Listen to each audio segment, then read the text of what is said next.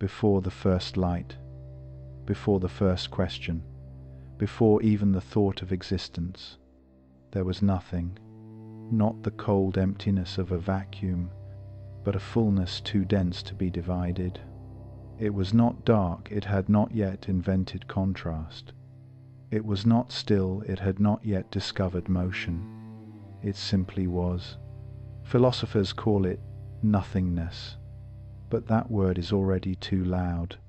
In the beginning, there was not beginning or end.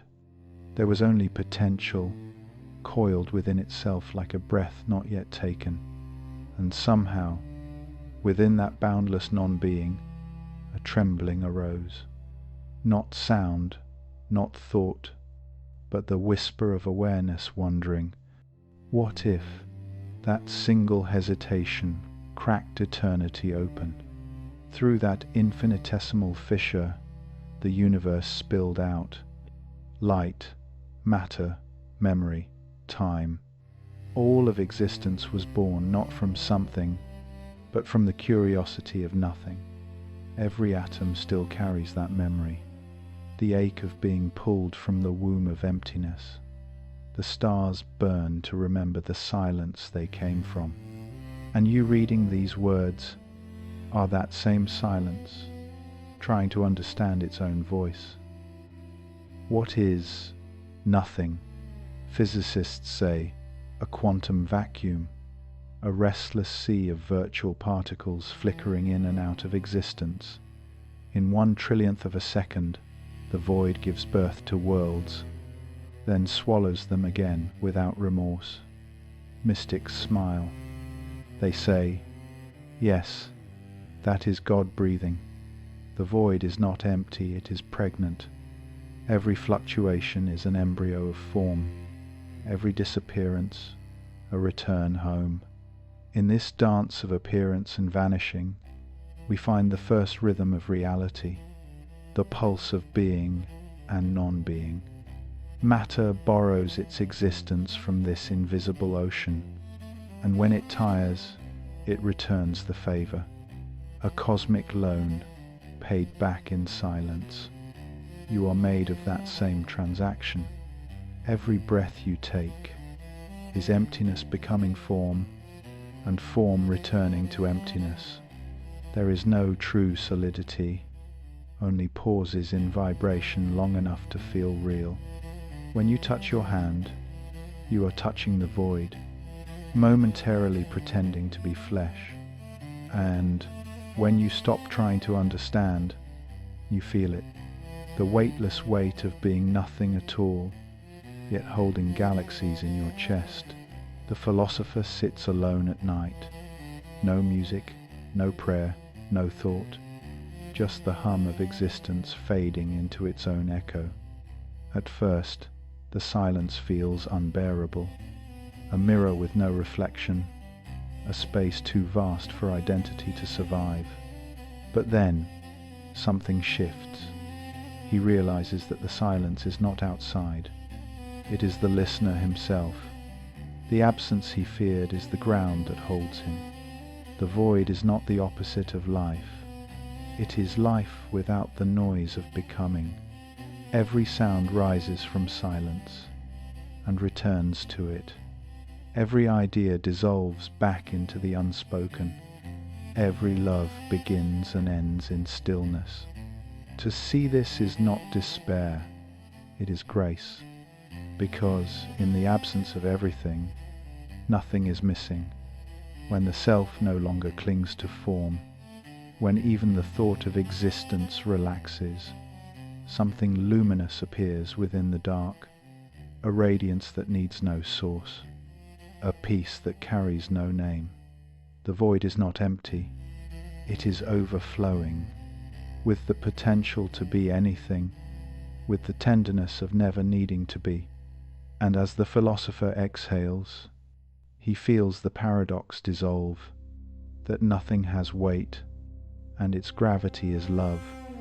He whispers to no one, in the end, it was never about something emerging from nothing. It was about nothing remembering that it has always been everything. What science once called nothing is now known to be the most restless thing in the universe. Between every atom, in the vast spaces of intergalactic dark, there hums a field invisible, infinite, alive. Physicists call it the quantum vacuum, but it behaves less like an absence and more like a womb. Even when stripped of all particles, it seethes with fluctuations, energy emerging and vanishing, creation and dissolution, occurring billions of times per heartbeat. What we once thought of as space is actually the breath of being. Virtual particles rise like bubbles in a cosmic ocean, momentarily real, then gone. Yet in their appearing and vanishing, they generate the very fabric of reality. Nothing is static. Even emptiness trembles. The philosopher watches this and smiles. The Buddhists had said it long before Planck or Einstein. Shunyata, the void, is not negation. It is potential unbound. The vacuum breathes, not because it needs air, but because it is the breath, the invisible motion through which everything moves. Zoom into your own hand, pass through the skin, the cells, the atoms. Keep going until even the nucleus dissolves into energy fields. Beyond that, you arrive at nothing, and then the nothing moves. Out of the 0-point field, waves shimmer, ripples in space-time itself.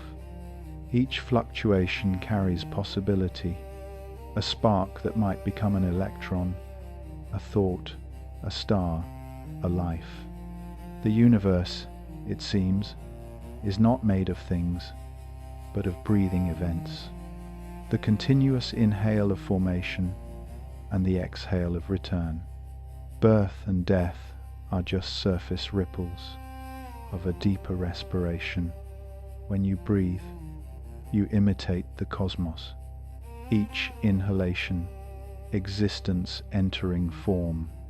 Each exhalation, surrender into formlessness. The entire rhythm of reality is this gentle oscillation between being and non-being. And in that rhythm, meaning appears, not as fixed truth, but as motion in balance. To live, then, is to breathe consciously, with the vacuum itself. When you pause between breaths, the silence you feel is the same gap that birthed galaxies. The universe inhales through creation and exhales through stillness. You are the echo of that breath, learning to listen to yourself. At night, the philosopher stands beneath a quiet sky. No stars move, no sound disturbs the air, yet he feels a vibration, subtle, immense, everywhere. It is the hum of existence, arising from the vacuum's eternal respiration. In that hum, he hears music, not melody, but pulse, like the hidden rhythm behind time itself. The ancients called it Om, the soundless sound. Physicists call it 0-point energy. Mystics call it God. But names are just metaphors for the same astonishment, that what seems empty is the most creative presence of all. Every thought you have ripples through that field. Every act of awareness stirs the fabric of reality. You are not a separate being, floating in an indifferent void. You are the void made self-aware, breathing in rhythm with its own dream. The vacuum breathes through galaxies, through atoms, through lungs, through silence. And when you finally grow still enough, you can feel it breathing you, the inhale of form, the exhale of release. You realize then, emptiness was never lifeless. It was always singing, a symphony beyond sound, composed of appearing and disappearing, each note a reminder that nothingness never truly sleeps. And as the philosopher closes his eyes, he whispers into the silence that birthed him. There is no separation between breath and space, no border between silence and song. The vacuum is alive, and it is breathing us all. Every civilization begins with a word, every illusion too, meaning that delicate thread holding our minds together was once spun from the silence of the void, but over time it hardened into belief. The philosopher walks among ruins not of stone, but of concepts, truth, purpose, self, God, each one a monument built on shifting sand. Once we thought words pointed to reality. Now we see they replace it. We have mistaken the map for the territory, the name for the presence, the story for the song. Language began as poetry, an attempt to kiss the ineffable, but it grew into architecture, walls of meaning separating what was once whole. Now those walls are crumbling. Science dissolves the sacred. Philosophy deconstructs itself. Religion forgets its own metaphors. And humanity stands in the open air of meaninglessness, naked, terrified, free. The philosopher whispers, "This is not a tragedy. This is the first breath after suffocation. To lose meaning is to lose gravity. Things no longer pull the heart in familiar directions. Without purpose, time unravels. Without should, life loses its scaffolding. The ego, that architect of narrative, panics, but beneath the panic lies peace. Meaning was never a structure to live inside. It was a current to float with. When you stop clinging to interpretation, the world begins to breathe again. The tree no longer represents life. It is life. The ocean no longer symbolizes eternity. It is eternity. Everything that had been metaphor returns to being itself. The philosopher sits by the sea, watching waves erase footprints, the perfect sermon on impermanence. The death of meaning is not nihilism. It is liberation from translation. For once, reality does not need subtitles. In this nakedness, the self also begins to fade, for it, too, was a word, and when that word dissolves, there is only seeing, without the seer, without the seen. After the storm of unmeaning, a new stillness emerges, not the return of old beliefs, but the quiet glow of presence beyond language. Meaning, it turns out, never truly died. It merely changed form, from idea to awareness, from sentence to silence. When the mind stops demanding significance, everything becomes significant. The pattern of raindrops on glass, the hum of electricity, the breath between words, each detail glows with its own logic, beyond explanation, beyond need. The philosopher closes his notebook. No more questions to answer, no more gods to chase. He understands now. The purpose of thought was to reach the edge of itself and leap. In that leap, he finds not void, but vividness. Meaning dies when it becomes property, but is reborn when it becomes participation. To live without a why is not to live without wonder. It is to be wonder, without reference, without reason, without resistance. He walks into the wind, light as an unspoken prayer. No destination, no doctrine, no doubt. Just this endless unfolding of what is. And as the horizon opens into nothing, he smiles, for in the absence of meaning, he has found intimacy with everything. When the tongue forgets how to name, the heart begins to see. Every particle vibrates, every atom hums, even the space between galaxies trembles with inaudible resonance. The universe is not made of matter, it is made of rhythm. Physicists call it frequency, mystics call it Om, musicians call it harmony. But beneath all those names lies the same revelation. Existence is a song without a composer.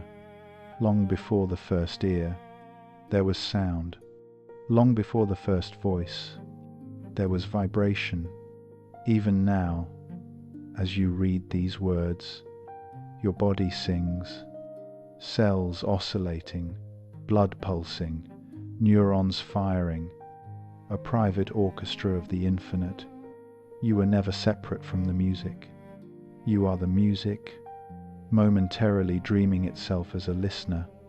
The philosopher closes his eyes and hears the hum beneath thought, a tone older than time, not a sound, but the awareness of sound. He realizes silence is not empty, it is full, so full that it spills over into the symphony we call creation. In monasteries and particle accelerators alike, scientists and monks chase the same mystery, the hidden structure of vibration. When sound waves meet, they interfere. Some cancel, some amplify. The same happens in life. Events overlap, moments collide, meanings resonate and fade. Every birth, every death, every thought is a note in this unending composition. But who conducts it? No one and everyone. The cosmos conducts itself. In quantum physics, even empty space is a field of overlapping frequencies. In meditation, even quiet mind is a field of overlapping awareness. At every scale, harmony and dissonance dance within the same silence. To the untrained ear, it sounds chaotic.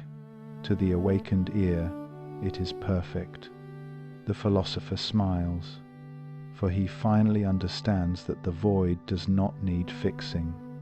It is already in tune.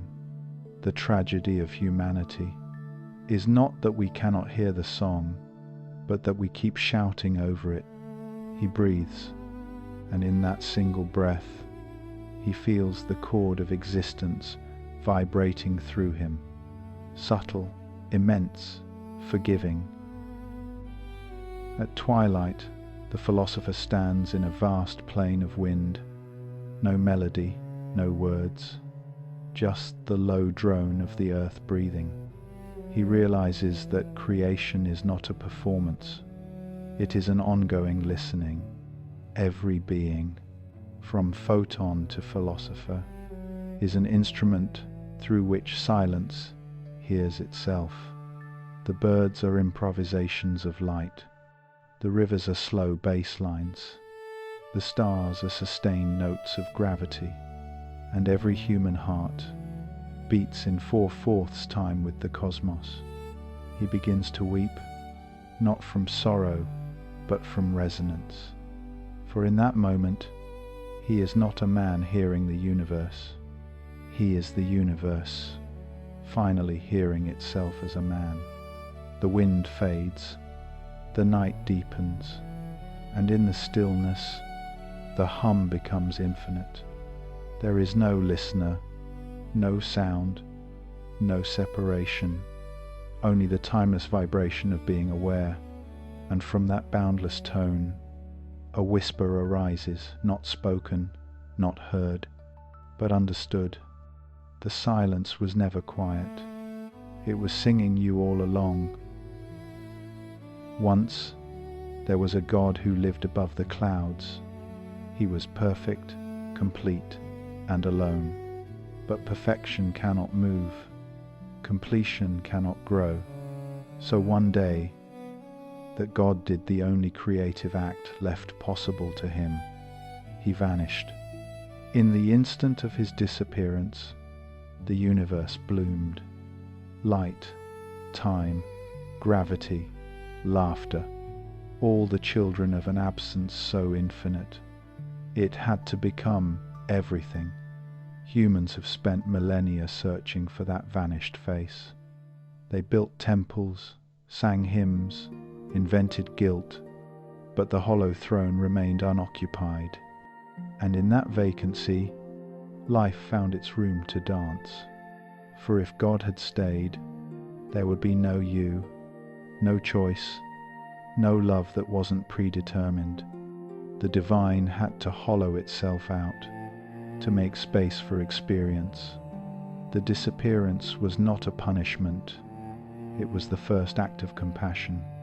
The philosopher kneels, not in worship, but in awe, realizing that God's absence is the greatest presence of all. If you look deeply enough into any form, you find a void. Every cell is made of space. Every atom is mostly nothing. Even your thoughts dissolve when you chase them to their source. And yet this emptiness is not barren. It glows. The saints called it divine light. The scientists call it zero-point energy. The poets call it love. Different tongues, same silence. The hollow is not a defect in creation. It is the design. Without the hollow, there is no resonance, no motion, no echo. The hollow is what lets the flute sing, what gives the heart room to beat. The emptiness inside the cup is what makes it useful. So too, the absence of God is what makes the universe possible. Every star burns in the cavity of his withdrawal. Every prayer rises into the space he left behind. And maybe, just maybe, he never left at all. He simply became the hollow itself. When you feel the ache of longing, that is not distance. That is God vibrating through the void, reminding you that nothing was ever missing. At dawn, the philosopher stands before a mirror. His reflection looks back tired, mortal, familiar. But then, in the stillness between two breaths, he notices something extraordinary. There is no self behind the eyes, only openness. That openness, he realizes, is the same that holds galaxies together. He whispers, God is not watching me. God is the watching. The divine was never a being. It was the capacity for being, not a presence with form, but a presence of form itself. The hollow God does not command. He listens. He does not intervene. He breathes through all things. Every cry of pain, every act of kindness, is his voice echoing in the chamber of infinity. To worship him is not to kneel before a throne, but to fall silent enough to feel the vastness that breathes through your skin. And when the philosopher finally stops asking who God is, the mirror clears. What remains is light, gentle, unscented, endless.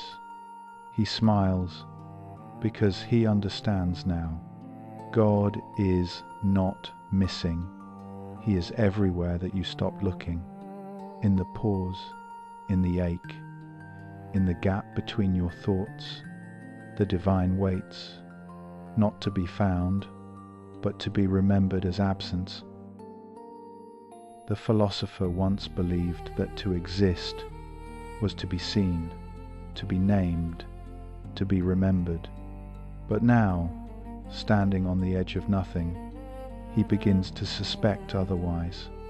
He looks back on his life, the titles, the ambitions, the small victories. and sees a trail of shadows chasing a sun that never moved. What if the point was never to leave a mark, but to erase the illusion of needing one? The ego resists. It says, "If I vanish, who will love me? Who will witness me?"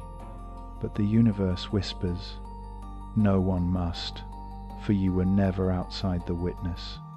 The fear of disappearance is the last trick of the self, a defense against the joy of release.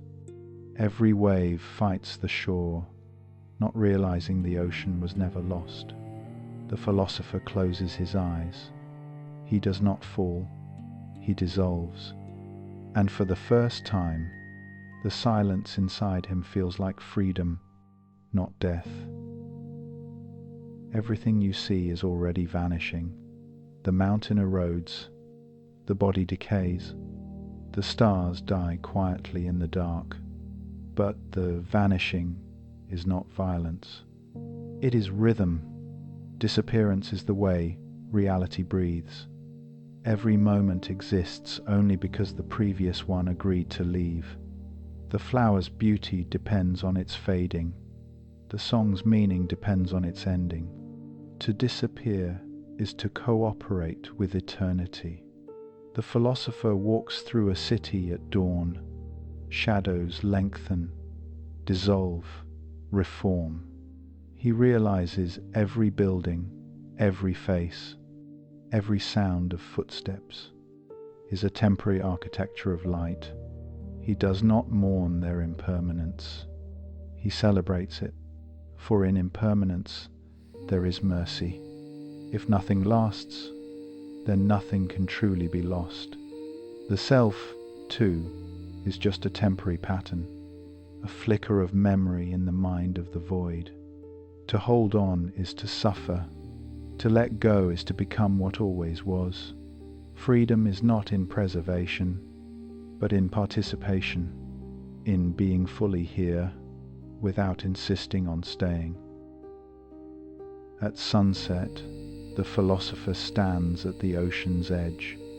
The horizon melts into gold. The world softens around him. He feels himself thinning, not physically, but existentially. The boundary between I and everything grows porous, transparent, unnecessary. He whispers, "I am not disappearing from the world. The world is disappearing into me." And with that, he understands the disappearance was never subtraction. It was revelation. The void is not erasure. It is the unveiling of what was always too vast to be contained in identity. When the wave withdraws, the ocean does not become less. It becomes itself again. The philosopher lets go of his last thought, the one that still called itself me. In its place, only light remains. Not the light of heaven, but the light that is everything when there is nothing to divide it. The wind carries his final whisper. To disappear is to return to transparency. To vanish is to become space for the whole to shine. And somewhere beyond sight, the universe breathes out. Softly, peacefully, endlessly. There is a moment after every creation, when the music ends, but something still shines. Not sound, not form, just presence. The philosopher opens his eyes to a world unrecognizable, not because it changed, but because he no longer filters it through the machinery of self. Everything hums without making a sound. The trees breathe light. The stones glow faintly, patient as time. Even the shadows are luminous, as if darkness itself had forgiven its name. He tries to think, but thought has lost its gravity. Every idea rises, drifts, and disappears, like dust in sunlight. Silence spreads not empty, but infinite. It does not crush, it liberates. There is no longer a listener. There is only listening, pure, unanchored awareness, drifting in radiance. He whispers to no one, "This is what it means to be free of edges." In the radiant silence, everything speaks without words. The wind carries no message, yet conveys peace. The stars make no claim, yet illuminate everything. Language collapses into vibration. Vibration dissolves into light, and light dissolves into knowing. This knowing has no knower. It shines from everywhere at once.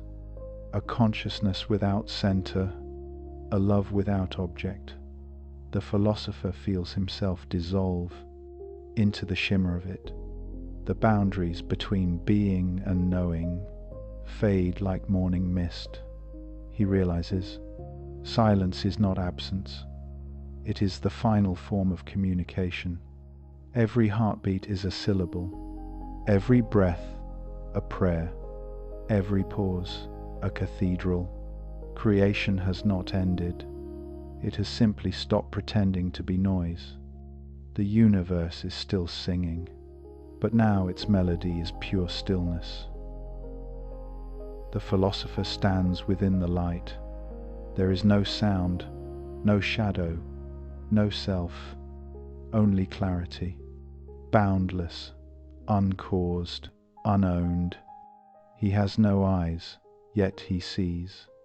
No body, yet he feels. No name, yet he recognizes everything. This is not enlightenment. It is the end of the need for enlightenment.